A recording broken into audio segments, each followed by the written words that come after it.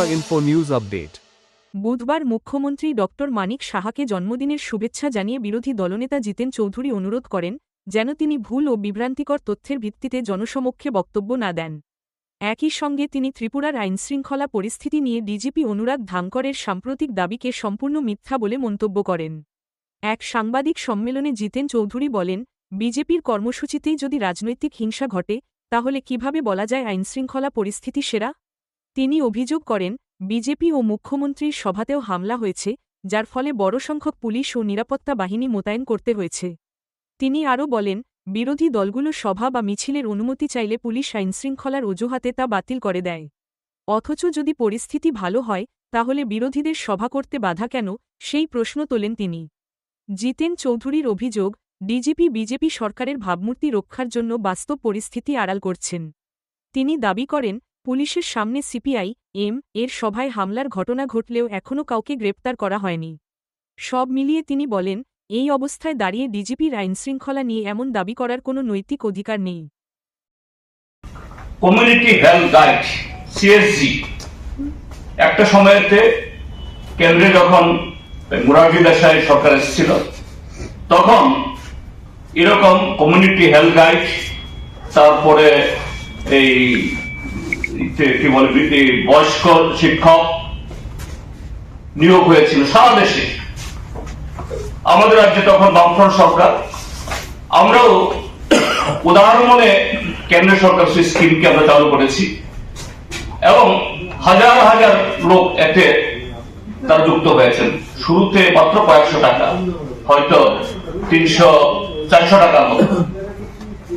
পরবর্তী সময়েতে বামপন্থী ফ্রন্ট সরকার যতদিন ছিল, রেগুলার কর্মচারীদের বেতন বেড়েছে, ভাতা বেড়েছে, এই সিএসজি, তারপরে বয়স্ক শিক্ষক, তাদের সকলেরই বেতন বেড়েছে এবং বাড়তে বাড়তে গিয়ে এটা সম্ভবত 4 থেকে 5 হাজার এরকম হয়েছে। কিন্তু সম্প্রতি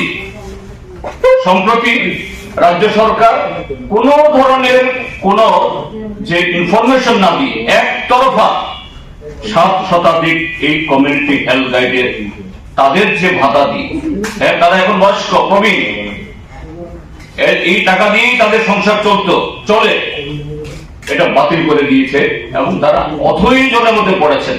আমি রাজ্য সরকারের কাছে স্বনির্বদ্ধ অনুরোধ জানাবো, এই সিএসজিদের এই বিষয়টা মানবিক দৃষ্টিভঙ্গি থেকে দেখা হোক।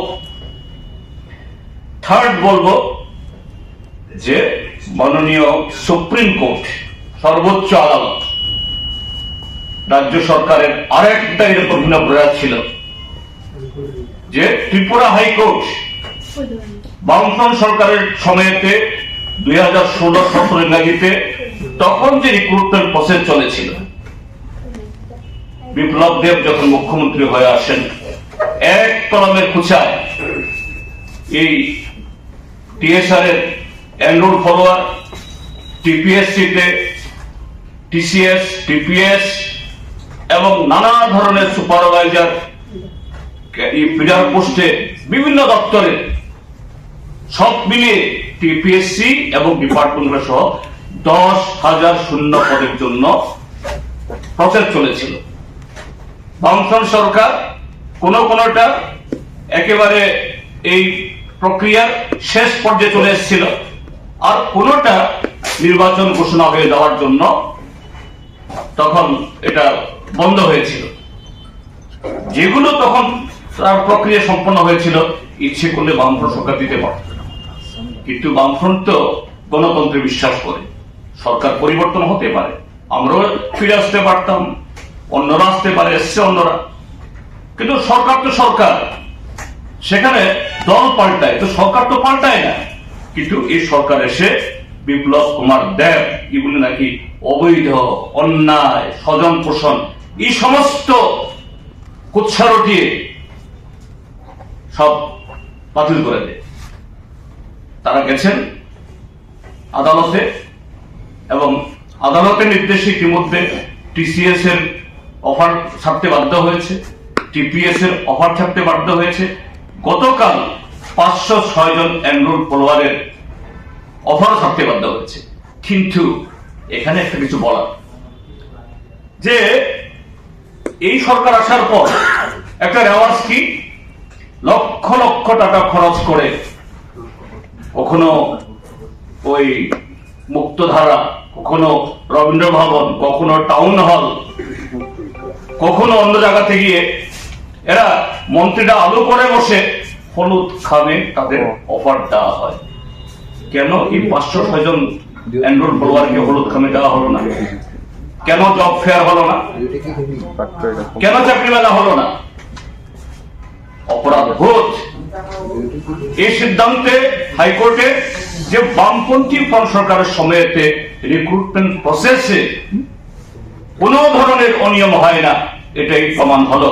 আমি বলবো তৎকালীন সময়তে যে মুখ্যমন্ত্রী সময়েতে এই ঘটনা হয়েছে, তিনি জনসমক্ষে তিনি ক্ষমা চান, তিনি ক্ষমা প্রার্থী হন।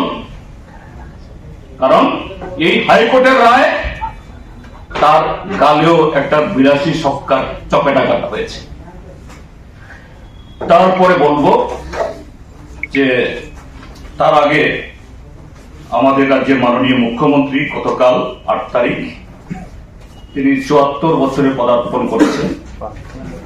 তাকে আমি 73 বছর অতিক্রম করে 74-এ পড়েছেন। আমি দেখলাম যে নেটে ইয়েতে, যাই হোক জন্মদিন তো জন্মদিন, 73 হোক 74 হোক, ঠিক আছে, আমি ইয়েতে তাকে আমি শুভেচ্ছা জানাচ্ছি, দীর্ঘায়ু কামনা করছি, সুস্বাস্থ্য কামনা করছি। তার সাথে যে তার এই টেনিওরে এই 3 বছর বা প্রায় 3 বছর সময় অতিক্রান্ত হয়েছে, আরো 2 বছর যাতে তিনি খুব সক্ষম ভাবে সুন্দরভাবে তিনি রাজ্য প্রতিষ্ঠা করতে পারেন, সেই শুভকামনা জ্ঞাপন করছি। কেননা এটা বলতে বাধ্য হচ্ছে কারণ বিজেপিতে দেখেছি কি গুজরাট, কি ওই হরিয়ানা, এই ত্রিপুরাতেও 4 বছর বাদে অজ্ঞাত কারণে নামিয়ে দেওয়া হয়। আমাদের মাননীয় মুখ্যমন্ত্রী আমার স্কুলের দাদা, আমিও বাগাতের ছাত্র, তিনিও বাগাতের ছাত্র, সেই হিসাবে আমারও অন্য সম্পর্ক, কাজে তিনি যেন আবার 4 বছর বাদে তাকে যাতে এরকম না হতে হয়, অত 5 বছরটা তিনি যেন পূরণ করে দিতে পারেন, এই ইচ্ছাও প্রকাশ করছিলাম। যে 20 বছরের মধ্যে নাকি ত্রিপুরার যে সবচেয়ে কম অপরাধ হয়েছে গেল বছর 2025, এবং গত বছরের তুলনায় 8.33% লেস। তো সেই জায়গায় বলবো যে তিনি বলেছেন ক্রাইম এগেনস্ট ওমেন 726টা থেকে নেমে 665টা হয়েছে, অ্যাক্সিডেন্ট কমেছে।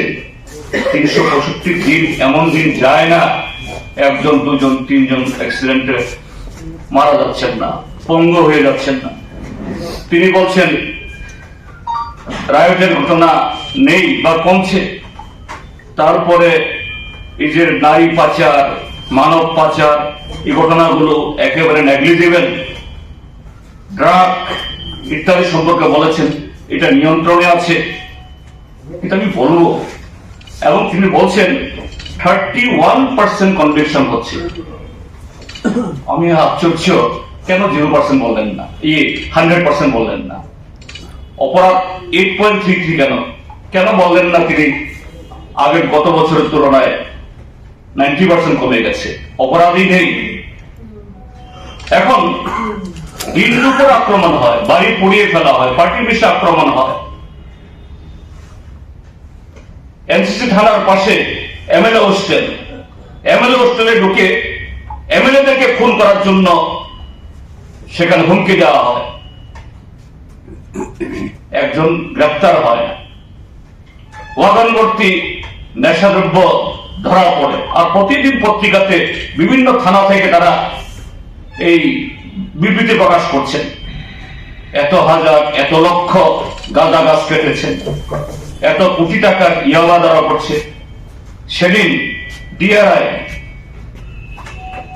ডিপার্টমেন্ট অফ রেভিনিউ ইন্টেলিজেন্স, 2 থানার নাকের ডগাতে যে ত্রিপুরা পুলিশকে ঘুমে রেখে সেখানে 22 কোটি টাকার নগদ টাকা এবং কেজি কেজি সোনা ধরেছে। তো এগুলো 8.33% অপরাধ কমে গেল। তারপর এরকম বহু ঘটনা হয়, এফআইআর করা হয়, থানা এফআইআর নেয় না। আমি অন্য কথা দূরের কথা বলছি না, এই যে গত 24 তারিখে ডিজি অফিসের সামনে জনসভায়, এই জনসভার উপর আক্রমণ হলো পুলিশের সামনে। সেখানে পশ্চিম থানাতে বারবার যখন যাওয়া হয় যে না আমরা আসছি, আমাদের পার্টির লোকরা যারা এই এফআইআর করবেন, ওসি সাহেব গায়েব, বলছেন 5টায় আসেন, গেলে দেখা যায় না, আবার বলে যে না 8টায় আসেন, 9টায় আসেন, 10টায় আসেন। অর্থাৎ আমি ব্যক্তিগতভাবে ওসি, এসডিপিও, এসপি তাদের দোষ দিচ্ছি না, যে সরকারের এই যে এই রাজ্যের মধ্যে যে অপরাধ প্রবণতা তৈরি হচ্ছে, এটাকে আড়াল করার জন্য ওসিকে পালিয়ে থাকতে হচ্ছে, এসডিপিও কে পালিয়ে থাকতে হচ্ছে। আমরা বিরোধী রাজনৈতিক দল, অন্যতম জাতীয় দল, আমরা সভা করব, এসডিপিওরা বলেন, ওসিরা বলেন যে না দেওয়া যাবে না, পরিস্থিতি ভালো না, আমরা নিরাপত্তা দিতে পারবো না। তারপরে বলছেন তিনি আইন শৃঙ্খলা উন্নতি হয়েছে 8.33। এই জন্য বলছি ডিজিপি মহকুদ দিয়ে তিনি বাধ্য হয়েছেন। কেন বললেন না যে না ত্রিপুরার মতো অপরাধী নেই? তাহলে তো থানা টানা সব তুলে দিয়ে, তালা মেরে দিয়ে অনেক সরকারের খরচ কমে যেত। আইন শৃঙ্খলার ক্ষেত্রে বললাম, ডিজিকে যে বলিয়েছেন 20 বছরের মধ্যে এত কম অপরাধ আর কখনো হয়। আর আপনাকে নির্দেশ দিতে হচ্ছে ওটাকে ধরো, সেটাকে ধরো ইত্যাদি। তো এই হলো চেহারা ত্রিপুরা রাজ্যের মধ্যে। কাজে আবারও মাননীয় মুখ্যমন্ত্রী, যে আপনার দলের লোক বা আমরা বিরোধীরাও সকলেই ঠিক আছে, ব্যক্তি হিসাবে, একজন মুখ্যমন্ত্রী হিসাবে আপনাকে আমরা সকলেই জন্মদিনের শুভেচ্ছা জানাচ্ছি। অন্তত আমাদের এই শুভ কামনা এটা মাথায় রেখে এইভাবে অসত্য এবং যে কি বলে ভুল তথ্য পরিবেশন করে আপনার এই চেয়ারটাকে কামিনাযুক্ত করবেন না, এবং রাজ্যের মানুষকে তারা যাতে সুন্দরভাবে তাদের বক্তব্য প্রকাশ করতে পারে সেই পরিবেশ তৈরি করুন। এবং কি সাধারণ প্রশাসন, পুলিশ প্রশাসন, এদেরকে এইভাবে ভুল তথ্য হাজির করে দিয়ে এদের বিশ্বাসযোগ্যতাকে মাটিতে লুটাবেন না। এই হলো এই কথাগুলি বলা, এই অম্লমধুর কথাগুলি বলার জন্য আপনাদেরকে সময় রেখেছি। আপনারা এসেছেন, আপনাদের সকলকে ধন্যবাদ। Subscribe to Tripura Info and press the bell icon so that you never miss any latest updates and news on Tripura.